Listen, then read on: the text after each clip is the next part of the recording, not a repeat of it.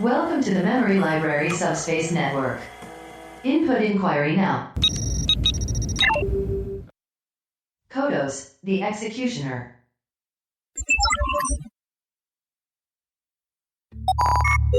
Access granted. Activating holographic interface. I've heard that guilty creatures sitting at a play have, by the very cunning of the scene, been struck so to the soul that presently they have proclaimed their malefactions. For murder, though it have no tongue, will speak with most miraculous organ. And have these players say something like, the murder of my father before my uncle. I'll observe his looks. I'll tempt him to the quick. If he but blench, I know my course. The spirit that I have seen may be the devil, and the devil hath power to assume a pleasing shape. Yea, and perhaps out of my weakness and my melancholy, as he is very potent with such spirits, abuses me to damn me. I have grounds more relative than this. The plays of the thing, wherein I'll catch the conscience of the king.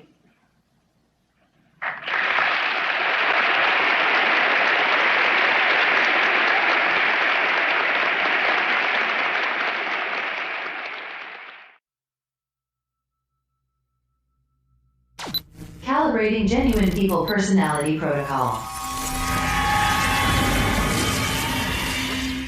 Today, but crime does still exist in the universe. It's mundane, some on a galactic scale.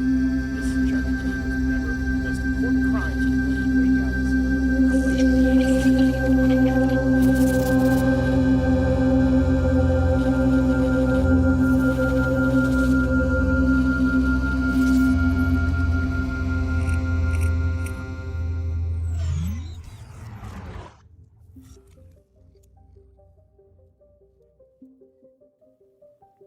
The Earth-Romulan War in the mid-22nd century left deep scars on the psyche of the human race.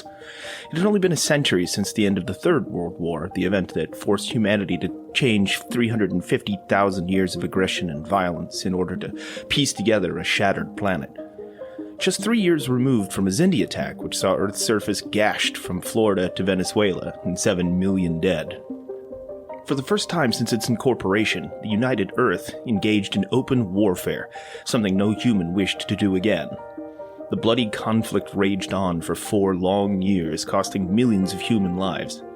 Terrorized and haunted by an enemy who was never once seen face to face, Earth only reached their stalemate with the aid of the combined forces of Vulcan, Tellar, and Andoria.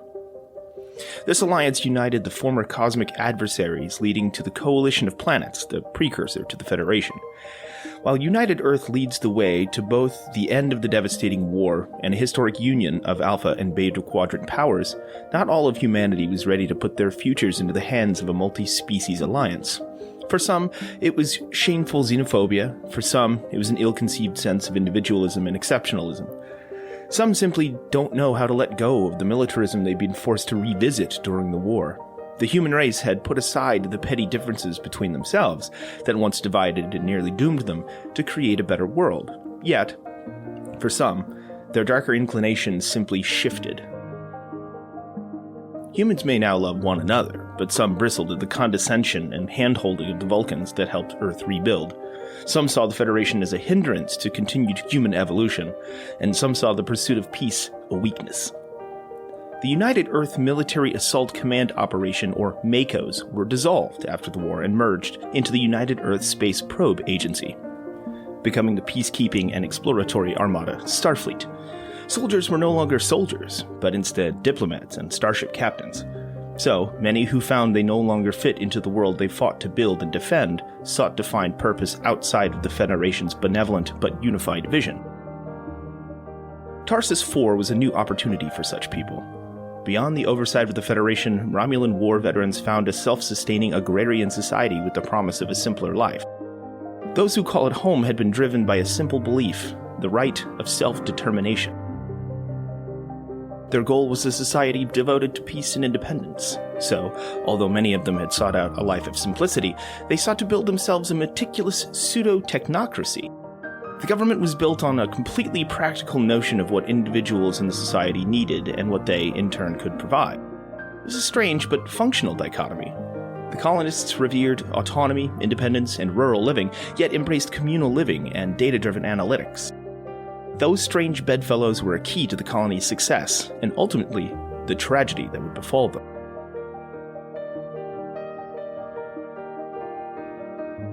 Due to the planet's remote location, they would receive little in the way of support from the Federation, which was by design.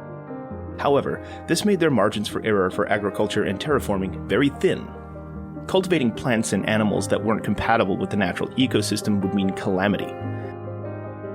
Sadly, despite their detailed planning, in 2246, a mysterious fungal infection raged across the Tarsus IV settlements, devastating the entire food supply. It wasn't indigenous to Tarsus IV, nor was it earthborn. The fungi lie dormant in the planet's soil for thousands of years, possibly delivered by an asteroid or a comet's collision. When a species of squash from Earth was introduced into the colony's crops, it somehow caused the fungi to spring to life. Spores were carried in the air to every food and water storage and production facility.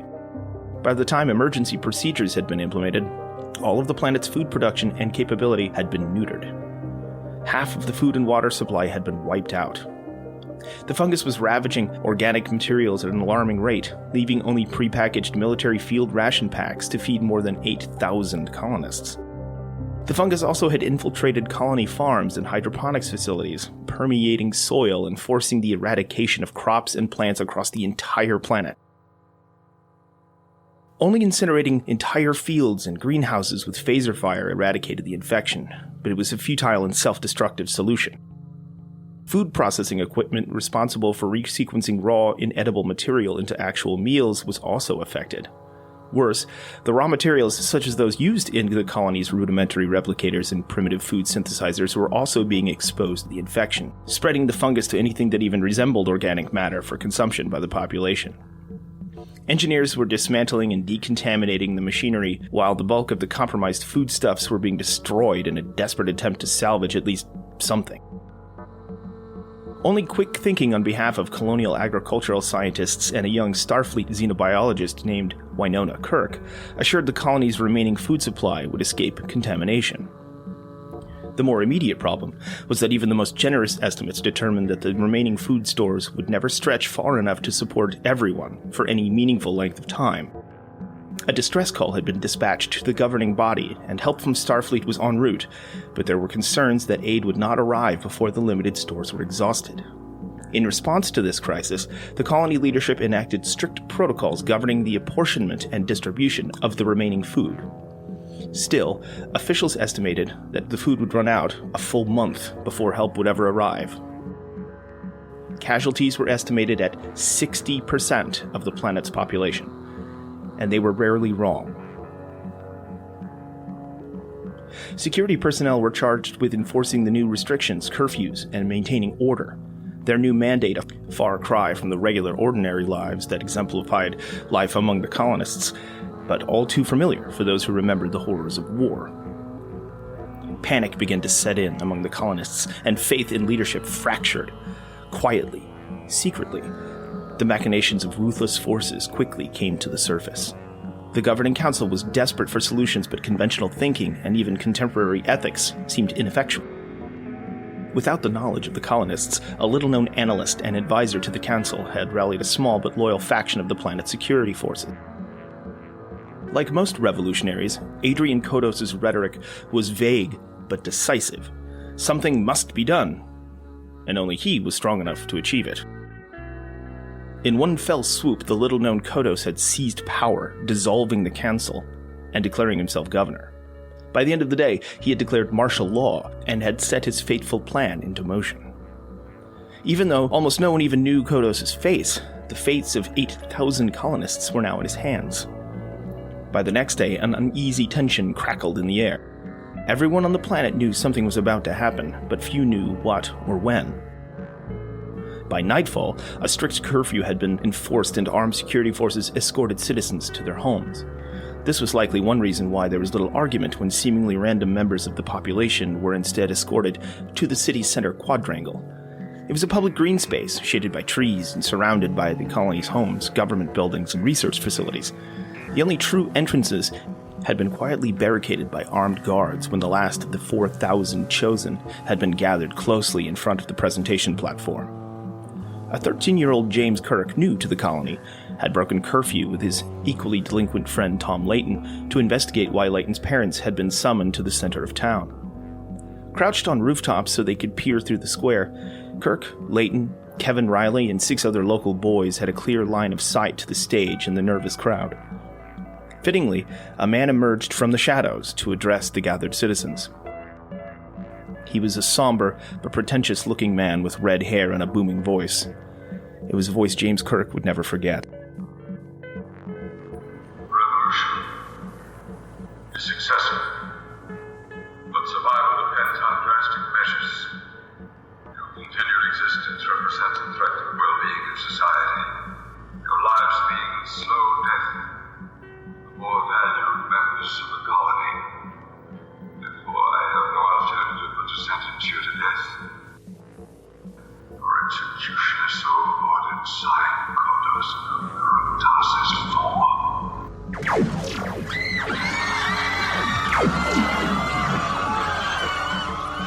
After the blinding flashes of phaser fire had subsided and the sizzling air had cooled, Kirk and the other boys stared, shocked by what remained of their friends and families. Nothing but scorched ground and smoking ash. Adrian Kodos and his security detail were nowhere to be seen. The boys, later called the Tarsus IX, were the only living witnesses to mass murder at the hands of Kodos the Executioner. It's hard to tell exactly what methodology Kodos employed when deciding who would die on that day, but his words and the cold embrace of analytics echoed the primitive philosophy of eugenics, a practice shunned by humanity after its implementation during multiple devastating wars in the 20th century. Kodos likely used medical, educational, and employment records of the colonists to formulate the so-called value of individual lives. But his judgment of value was the only one ever considered. This cold action proved even more senseless when, only a matter of days later, Starfleet vessels arrived earlier than anticipated to save the day. When Starfleet forces raided government compounds, all that was found was a charred corpse, presumed to be Kodos. Perhaps, in the chaos following the massacre, those who had sought a life of peace after years of war had embraced violence one last time. James Kirk, now captain of the Enterprise, hadn't set foot on Tarsus IV in 20 years.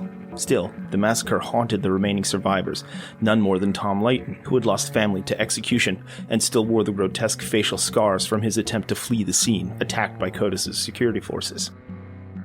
He could have had them repaired, but the scars were a stark reminder of the event that scarred his life just the same. He would never forget either.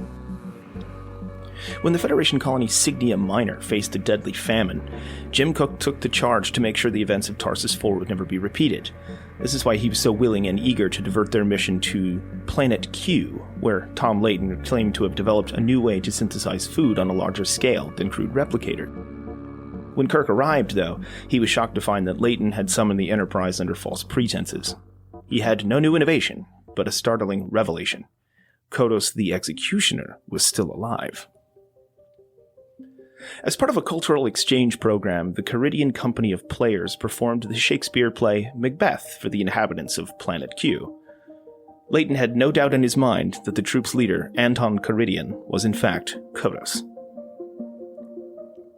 Kirk attended a cocktail party in honor of the acting troupe to meet Caridian and his daughter Lenore, whom Kirk couldn't resist wooing, face to face. Layton's suspicions were tragically validated when his body is discovered, murdered in the midst of his ruse. In an attempt to uncover the truth of Caridian's identity, Kirk orders the Astral Queen, the vessel chartered to transport the troop about the quadrant, to leave the planet with no warning to Caridian. Graciously, Kirk offers the services of the Enterprise in exchange for a performance for the crew. Looking to pursue facts instead of just innuendo, Kirk researches the only known records of Kodos that remained in the Federation databases. Kodos had been a private, secretive man, who, by virtue of controlling the colony's records, was able to erase nearly all proof of his identity and actions. Not even his DNA profile had been included in his medical records or transporter logs, which is why Starfleet was unable to positively identify the body they assumed to be Kodos. Upon reviewing the list of the Tarsus IX, Kirk discovers that Lieutenant Kevin Riley, a member of the Enterprise crew, is one of them. Despite the fact that Riley was recently transferred from his post in engineering to a more visible one in communications, Kirk ordered his first officer Spock to send Riley back to engineering to hide him away. Spock asks why, pointing out that it may be seen as a demotion, but Kirk refuses to explain. Spock grew concerned by Kirk's behavior and sought counsel with Dr. Leonard McCoy, the ship's medical officer. Spock did parallel research to Kirk's and learned what the captain had held close to his vest. Of the 9 eyewitnesses who had seen the face of Kodos, 7 had been found dead. And in each case, the Caridian players were somewhere nearby. That left only Kirk and Riley. It's when Lieutenant Riley is poisoned by the mysterious malefactor that Spock finally reaches the conclusion that Anton Caridian was, indeed, Kodos the Executioner. Riley narrowed escaped murder due to the stalwart Dr. McCoy, but it was clear that James Kirk was most certainly next. Spock knew Kirk's secretive behavior was likely to prevent intervention into his machinations. Spock moved to confront Kirk and appeal to the rational man he knew, but another plot demanded their attention. Whoever had been responsible for the other murders of the Tarsus IX had set a phaser to overload and hidden it in the red alert panel in Kirk's quarters. Such an explosion would wipe out the entire deck at the very least. Kirk sprung into action and destroyed the weapon in a nearby matter disposal chute, but one thing was obvious: the overload was meant to silence the last of the Tarsus IX. Knowing now they have no more time to waste to end his reign of terror, Kirk decides to confront Caridian directly. Since there were almost no other records to identify Kodos, Kirk has Caridian read aloud a script to compare the only known audio recording of Kodos the Executioner, the same speech which sealed the fates of 4,000 people. Still, Kirk knew it wouldn't be enough to prove his identity. The Caridian players performed Hamlet for the crew, the asked price for the passage aboard the Enterprise, when Kevin Riley slipped backstage. He had overheard Dr. McCoy making a medical log entry, and now he also knew that Kodos might be aboard, and might be the person who had poisoned him. Filled with rage, Riley stole a phaser and stalked Caridian behind the scenes. But before he could strike against the man who might be Kodos, he was thwarted by his captain, who convinced him to stand down.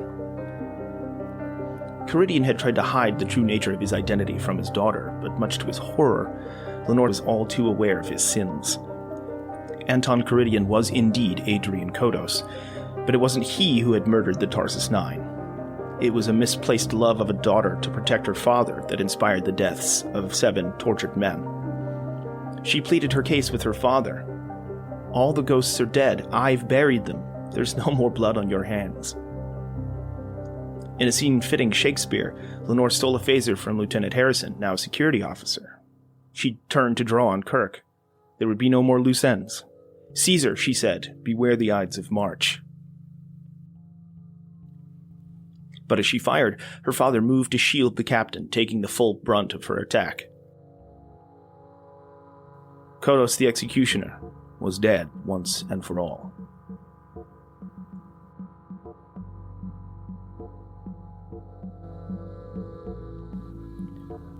While the human race touts evolved sensibilities and is capable of building a near-perfect society in the Federation, these accomplishments are fragile.